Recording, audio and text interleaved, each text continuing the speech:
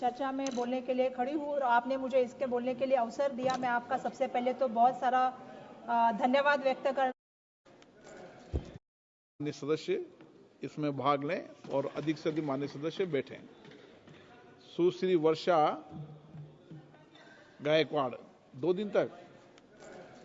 सम्मानीय अध्यक्ष महोदय, मैं रेल मंत्रालय पर चर्चा में बोलने के लिए खड़ी हूँ और आपने मुझे इसके बोलने के लिए अवसर दिया। मैं आपका सबसे पहले तो बहुत सारा धन्यवाद व्यक्त करना चाहती हूँ। रेल हम भारतीयों के लिए सिर्फ एक यात्रा का साधन नहीं है सम्मानीय अध्यक्ष महोदय, वो हम सब के लिए यादों से जुड़ी है, हम सबके ज़रूरतों का हिस्सा है और भारतीय रेल हम सबका जीवन का अविभाज्य अंग है। हम सम्मानीय अध्यक्ष महोदय देखते हैं कि बड़े पैमाने पे जब चर्चा होती है तो हमने देखा है ये जो सरकार है नामकरण करने में बहुत बड़ी होशियार है और बहुत बड़े बड़े नाम देती है। इस बजट को भी रिकॉर्ड बजट का नाम देने का जो है रेल मंत्रालय का काम इस सरकार ने किया है। हमने देखा निपुण भारत, विकसित भारत, आत्मनिर्भर भारत, अलग अलग नाम, make in India, startup India, अलग अलग नाम देने का काम इस सरकार के माध्यम से होता है। लेकिन सम्मानीय अध्यक्ष महोदय, अगर हम जमीनी हकीकत की बात करें तो इस बजट को मैं ये कहूंगी ये रिकॉर्ड बजट नहीं है, ये पूरी तरह से जो है ये फेल बजट है। ये मैं आपके माध्यम से सबसे पहले कहना चाहती हूँ। आज इस बजट में बड़े बड़े आंकड़ों को बताया गया है, बड़ी बड़ी नई ट्रेन की घोषणाओं की बात की गई है, लेकिन अगर आप बुनियादी स्तर पे अगर जमीनी स्तर की अपन बात करें तो कोई भी समस्या को इसने सॉल्व नहीं किया है। आज भी वो समस्या बजट फेल थोड़ी होता है, कोई बजट फेल नहीं होता। तो मैं अध्यक्ष महोदय आपसे आप मुझे संरक्षण दे, आप मुझे संरक्षण दे जी। तो बुनियादी ढांचे के ऊपर मैं बात करना चाहती हूँ। मैंने देखा जब भी मैं संसद में आई तब से मैं देख रही हूँ, मुझे ऐसा लग रहा है हर चीज जो है 2014 के बाद से ही हुई है। जैसा आप सबको मालूम है, जब भी हम चर्चा करते तो भारतीय रेल का उगम भी अगर 2014 में आप लोग कहेंगे, जैसे किसी सदस्य ने कहा था कि स्वतंत्रता की जो है 2014 से हुआ है, तो मुझे यह कहना पड़ेगा कि तथागत गौतम बुद्ध ने कहा था सूर्य, चंद्र और सत्य ना कभी छुपा है ना कभी छुपेगा। तो यह सत्य बिल्कुल सामने आएगा। तो आप कितना भी इसको रिकॉर्ड ब्रेक आपका बजट कहिए, लेकिन बिल्कुल ही आपका रिकॉर्ड ब्रेक बजट नहीं है, यह आपका फेल बजट है। ये कैसे मैं सम्मानीय अध्यक्ष महोदय आपको बताना चाहती हूँ। 2.5 लाख करोड़ का बजट है और वो भी कैपिटल एक्सपेंडिचर है। मैं इसमें एक चीज बताना चाहती हूँ, अंग्रेजी में एक कहावत है, devil is in the details.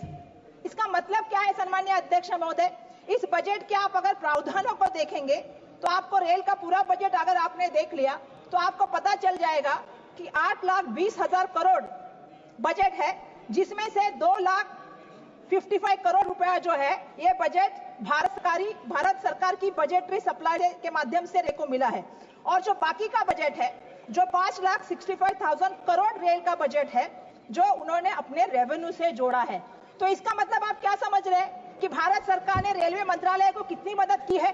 Bharat सरकार ने रेलवे मंत्रालय को जो सपोर्ट किया है वो लगभग जो है 25% करने का काम जो है भारत सरकार ने किया है। तो रेलवे अपने आप ही चलने का काम कर रही है, रेलवे खुद अपना रेवेन्यू लाने का काम कर रहा है।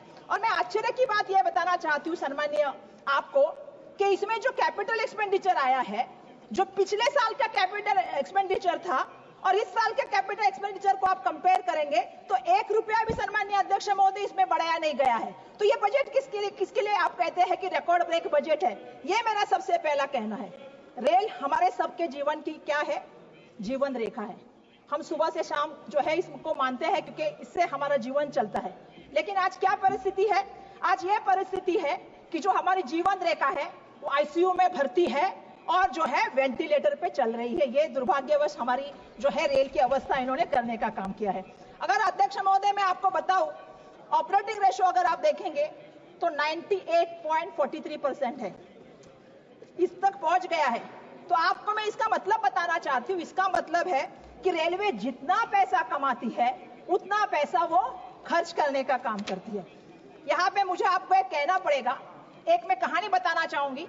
एक इंसान पूरा महीना काम करता है, पूरा महीना काम करने के बाद सैलरी लाता है, सैलरी को जो है पूरा खर्च कर देता है और अपने ईएमआई भरने के लिए उधार लेता है और फिर जोर से कहता है कि मैं आत्मनिर्भर हूं। वैसी ही अवस्था इस रेलवे की हुई है। सम्मानीय अध्यक्ष महोदय, मैं यहां से बताना चाहती हूँ सम्मान्य अध्यक्ष महोदय, मेरा दूसरा जो मुद्दा है वो है रेलवे की वित्तीय सेहत के बारे में। अब इनकी सेहत की भी हमें चिंता करने की बहुत सारी जरूरत है। अगर सम्मान्य अध्यक्ष महोदय आप आज इनकी वित्तीय सेहत देखें तो आपको पता चल जाएगा 2022 और 2023 में रुपए जो है 4,300 करोड़ मतलब 4,300 करोड़ का जो है इन्होंने लक्ष्य रखा था, लेकिन इनको मिले कितने रुपए? 3,400 करोड़ रुपए, मतलब 900 करोड़ का इनका नुकसान हुआ। 2023 और 2024 की बात करें तो इनका बजट था 3,000 करोड़, इनको मिले कितने? 2,943 करोड़ रुपए इनको मिले। इसका मतलब इनका नुकसान 57 करोड़ का हुआ। 2024 और 2025 की बात करें तो इनका जो था वो बजट का लक्ष्य था 3,000 करोड़। ये जनवरी 2025 तक ये 760 मतलब 767 करोड़ का हो गया, मतलब 767 करोड़ का हो गया है। तो आप समझ सकते हैं ये साल का इनका जो लक्ष्य है 2025 का 26 का, ये उनका लक्ष्य 3,000 करोड़ का है। अगर आप पिछला रिकॉर्ड पर देखें तो ये हर बार नुकसान में गए हैं, हर बार इनकी कमाई जो है वो गिरी है। तो मेरा इनसे ये सवाल है कि ये चमत्कार कहां से होने वाला है? ये अचानक ऐसी कौन सी जादू चलने वाली है कि इनके बजट में जो है ये पैसा जो इन्होंने लक्ष्य रखा है ये पाने वाले हैं? क्या ये रेल मंत्रालय खुद कमाने वाला है या ये रील के माध्यम से होने वाला है? हम रील देखते सम्मान्य अध्यक्ष महोदय रेलवे डिपार्टमेंट की। अब मैं इनकी जरा रेलवे की कमाई की हाल भी आपको बताना चाहती हूँ। सम्मान्य अध्यक्ष महोदय, रेलवे की जो कमाई है 2025 और 2026 में कुल अनुमानित राजस्व रुपए 3,041.31 करोड़ की है। अगर पिछले 3 साल में अगर सम्मान्य अध्यक्ष महोदय आप देखें तो ये 3,041.31 करोड़ उसी दाम पे स्थिर है। सम्मान्य अध्यक्ष महोदय, इसमें सबसे क्या है, इसमें यात्री किराया देते हैं। यात्री कितना किराया देते हैं सम्मान्य अध्यक्ष महोदय? 92,800 करोड़ रुपए। लेकिन इनकी सबसे बड़ी आमदनी कहां से आती है? ये सबसे बड़ी आमदनी आती है माल ढुलाई से। 1,88,000 रुपए करोड़ जो इनको मिलता है वो माल ढुलाई से मिलता है। और ये खुद रेलवे भी एक्सेप्ट करता है, अगर इनका इनकम का कोई सोर्स है और इनका बिजनेस अगर किसी चीज से चलता है तो माल ढुलाई से चलता है। लेकिन इसमें भी मैं कुछ बताना चाहती हूँ, क्योंकि इसमें भी जमीनी हकीकत अध्यक्ष महोदय कुछ अलग है। जमीनी हकीकत ये है, अगर आप देखेंगे तो रेलवे का जो फ्रंट ट्रैफिक का जो 1951 अगर आप देखेंगे तो 85% का था। 1991 में 85 से वो 60% तक आ गया। 2022 में वो 60% से 27% पे आ गया। मतलब अगर आप देखोगे तो आज माल ढुलाई की भी जो है उन्होंने पूरा मुंह मोड़ लिया है रेलवे से। वो भी सोच रहे हैं कि सड़क का परिवहन अच्छा है, जल का परिवहन अच्छा है, लेकिन रेलवे का परिवहन अच्छा नहीं है। तो आज आप समझ सकते हो इन्होंने एक नेशनल प्लान बनाया है सरकार ने, और नेशनल प्लान में जो नेशनल रेलवे का इनका प्लान है 2030 का, इसका इन्होंने लक्ष्य रखा है। और लक्ष्य क्या रखा है? 45% इसको बढ़ाना है। अगर आप पिछले सालों का रिकॉर्ड देखें 91 से लेके अब तक 1951 से अब तक का, तो जो 85% का था वो अभी 27% तक आ गया है। अब ये बात कर रहे हैं कि 2030 में हमें 45% जाना है। तो मेरा ये कहना है कि आप कैसे कर सकते हो, इसके बारे में भी मुझे आपसे पूछना है। आज मैं रेलवे मंत्री को इस माध्यम से प्रश्न पूछना चाहती हूँ। मैंने तो रेलवे का हाल देखा। रेलवे का हाल तो आजकल ऐसा चल रहा है कि हम देख रहे हैं कि वह अकेली दौड़ रही है फिर भी दूसरे नंबर पे चल रही है। तो यह परिस्थिति की रेलवे की लाने का काम केंद्र सरकार ने किया है, ये मुझे यहाँ से कहना पड़ेगा। पिछले 11 सालों में मैंने एक देखा है, पिछले 11 साल का मेरा अनुभव ये रहा है कि सरकारी कंपनियां को घाटे में दिखाओ, घाटे में दिखा के आहिस्ता आहिस्ता बंद करो और आहिस्ता आहिस्ता अपने मित्रों के हाथों में दो। ये मित्रों की सरकार जो बन के आई है उसके मामले में मुझे ये भी कहना है कि अगर कैग का रिपोर्ट आप देखोगे तो आपको पता चल जाएगा अध्यक्ष महोदय कि कैग ने क्या कहा है। रेलवे ने जो है 2,604 करोड़ का घाटा झेला है। 2,604 करोड़ का घाटा, ये आपको समझना पड़ेगा, क्योंकि आहिस्ता आहिस्ता घाटा करके, और मैं बताना चाहती हूँ 3,200 करोड़ के कर्ज के प्रति जो है इन्होंने ब्याज दिया है, अतिरिक्त ब्याज। वो ब्याज कितना है अतिरिक्त सम्मान्य अध्यक्ष महोदय? वो ब्याज दिया है 834 करोड़ .72। रुपीस करोड़। तो मेरा सवाल ये है कि ये आहिस्ता आहिस्ता घटा रहे हैं, अतिरिक्त ब्याज दे रहे हैं, तो क्या सरकार सोच रही है कि इसको प्राइवेट सेक्टर में बना दिया जाए? देखिए, हमारा अनुभव ऐसा रहा है कि BSNL खत्म हो गई, MTNL खत्म हो गई, एयर इंडिया खत्म हो गई, एयरपोर्ट खत्म हो गए, पोर्ट खत्म हो गए, आहिस्ता आहिस्ता करके सब मित्रों को गए। आने वाले दिनों में रेलवे भी जो है वो मित्रों को जाएगी क्या? और इसको हम ये भी कह सकते हैं कि निजी हाथों में बेची जाएगी क्या? ये भी तो एक बड़ा षड्यंत्र इस माध्यम से नहीं है ना? ये मैं यहाँ पे अध्यक्ष महोदय आपके माध्यम से पूछना चाहती हूँ। अध्यक्ष महोदय, मैं कहना चाहती हूँ, ट्रेन हमारे लिए सिर्फ एक धातु नहीं है, ट्रेन हमारा दिल है, तेल हमारी धड़कन है और ट्रेन हमारी जान है, रेल हमारी जान है। आज अगर हम बात करें, एक गांव से मजदूर दूसरे गांव में अपने परिजनों को छोड़ के जाता है ट्रेन के माध्यम से अपने पेट पालने के लिए। अगर छात्रों की बात करें, एक छात्र अपना गांव छोड़ के पढ़ने के लिए जाता है। अगर हम बात करें यात्रियों की, तो मैं बताना चाहती हूँ कि लोग आज त्योहार में अपने घर परिवार से मिलने के लिए ट्रेन का इस्तेमाल करते हैं। कुंभ की बात करें तो महाकुंभ में आपको मालूम है कि करोड़ों लोगों ने ट्रेन से जो है प्रयागराज पहुंचने की कोशिश की है। तो मैं ये कहना चाहती हूँ, जब हम ट्रेन के साथ इतने जुड़े हुए हैं, लेकिन आज ट्रेन की परिस्थितियां क्या है सन्माननीय अध्यक्ष महोदय? आज लोगों को जो डब्बा होता है, जो यात्री डब्बा होता है, जनरल डब्बा होता है, उसमें जो है जानवरों की तरह घुस के जो है खड़ा होने पे मजबूर किया जाता है। ये सबसे बड़ी सन्माननीय अध्यक्ष महोदय, ये बहुत गलत बात हो रही है। हम देखते हैं एसी कोच में कभी कभी क्या होता है, हम एसी कोच में हम गाड़ी में जा रहे थे, हमने देखा ऊपर से पानी टपकता है, पीने के लिए पानी नहीं मिलेगा, पर एसी कोच में जो है ऊपर से पानी टपकता मिलेगा। 12-12 घंटे आपको ट्रेन के लिए इंतजार करना है, बैठने की व्यवस्था नहीं है, खाने की व्यवस्था नहीं है, पीने की व्यवस्था नहीं है। सम्माननीय अध्यक्ष महोदय, प्लेटफॉर्म पे क्या है? प्लेटफॉर्म पे गंदगी के बड़े से बड़े जो है अंबार खड़े हैं। सुरक्षा की बात हम क्या करें? सुबह हमारी लड़कियां ट्रेन में गई थी 7 बजे, उसके ऊपर बलात्कार हुआ, तो सुरक्षा की व्यवस्था क्या है?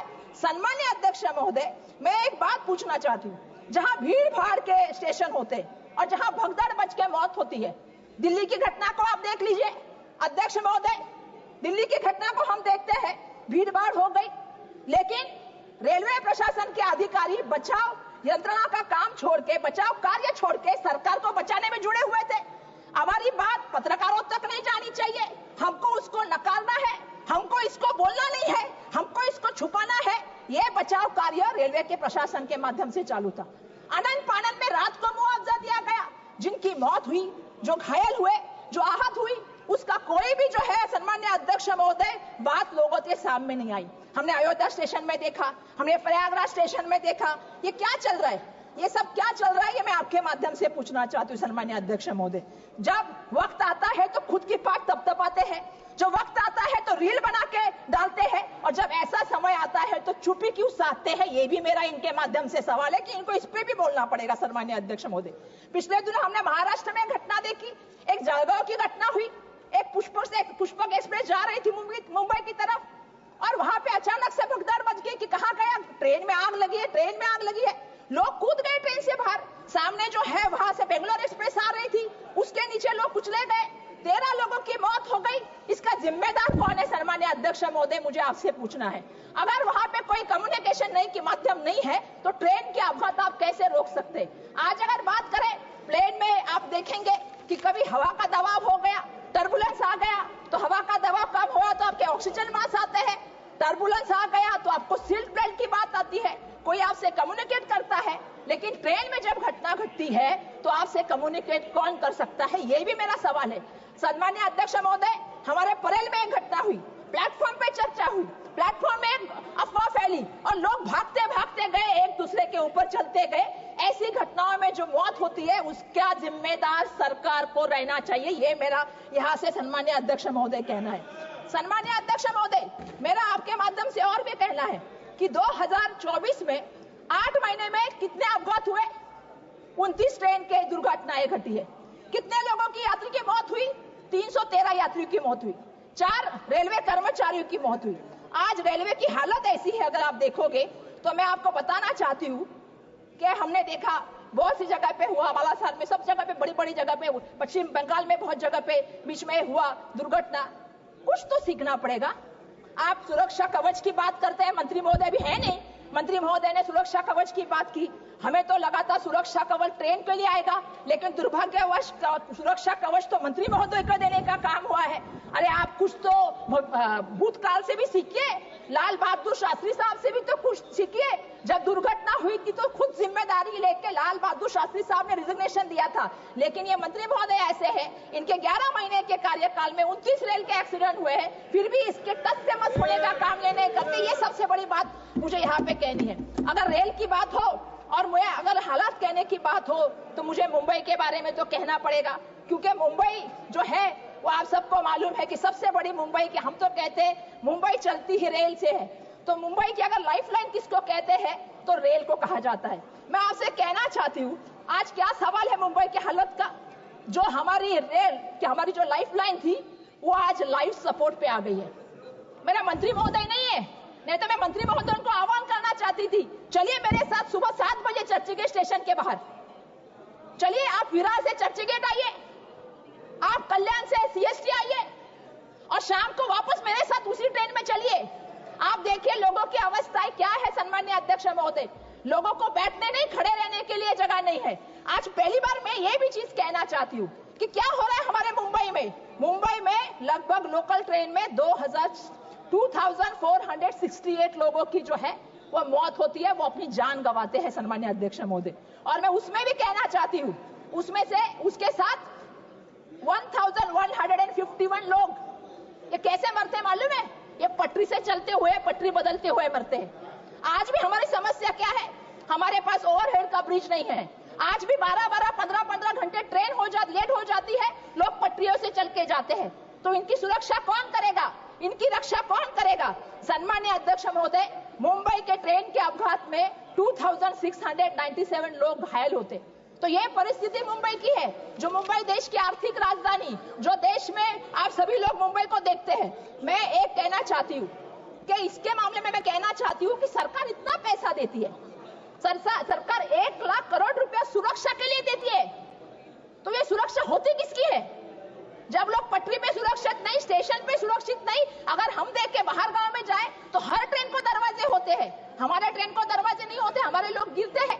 तो ये सुरक्षित नहीं है तो किसके लिए 1 लाख रुपया खर्चा करती है, इसकी भी चौकसी होनी चाहिए।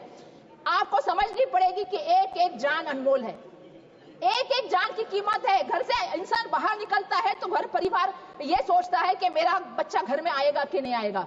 तो सरकार इस मामले में थोड़ा बहुत तो एहसास रखती है क्या? ये भी सम्माननीय अध्यक्ष महोदय, मेरे आपके माध्यम से ही सरकार को सवाल है, थोड़ा तो संवेदनशील हो जाइए, थोड़ा तो लोगों के बारे में सोचिए। ये मेरा इनसे यहाँ पे कहना है। हम कहते हैं कि भारतीय रेल का जो नेटवर्क है वो देश में नहीं, पूरे दुनिया में 4थे नंबर का है। हमारी पूरी दुनिया में हमारी भारतीय रेल 4थे नंबर का बड़ा नेटवर्क रखती है, और सबसे बड़ी आबादी का देश भी किसके पास है तो हमारे देश के पास है। लेकिन आज क्या परिस्थिति है सम्माननीय अध्यक्ष महोदय? परिस्थिति ऐसी है, 140 करोड़ लोग हैं हमारे देश में और ट्रेनें कितनी है? 13,000। तो अगर इसका कैलकुलेशन आप करें तो आपको पता चल जाएगा, हर पर 1,07,000, हर ट्रेन में 1,07,000 लोगों का उसके ऊपर भार है, बोझा है। मतलब एक ट्रेन में कितने लोग घूमते हैं, आप समझ सकते हो कि उसके ऊपर कितने लोगों की जिम्मेदारी है। तो ये मैं बोलना चाहती हूँ, हमारे मराठी पिक्चर सैराट में, अभी 5 मिनट आदेश में 2 मिनिट, हमारे मराठी पिक्चर में एक डायलॉग था, क्या था? मराठी मध्ये बोलू का इंग्लिश मध्ये सांगू? मराठी इंग्लिश में समझते कि नहीं? अब मुझे बोलना पड़ेगा ये हिंदी का सफर है कि इंग्लिश का सफर है, SUFFER। तो ये इंग्लिश का सफर है, लोगों को इससे जो है वो तकलीफ सहनी पड़ती है। दूसरी तरफ आप दाम की बात करें, अगर हम फ्लाइट से जाए, 2 महीने पहले मुंबई से दिल्ली की फ्लाइट ले तो कितनी प्राइस है उसकी? 4,500 रुपए। और अगर हम यही जो है 15 घंटे ट्रैवल करके तेजस एक्सप्रेस से जाए, राजधानी से जाए, सेकंड क्लास की टिकट कितने की है? 4,300 रुपए की। अगर फर्स्ट क्लास की टिकट लूं तो 5,300 रुपए की। अरे मैं पहला वक्ता हूं, मुझे बोलने तो दीजिए। बहुत लंबी सूची है, बहुत लंबी है। तो मैं इतना ही कहूंगी, इसका मतलब है कि 6 गुना आप आमदनी लेते, 6 गुना आप टाइम लेते हो। एक मिनट खत्म करूंगी, 1 मिनट प्लीज। 1 मिनट में फिनिश कर दूंगी।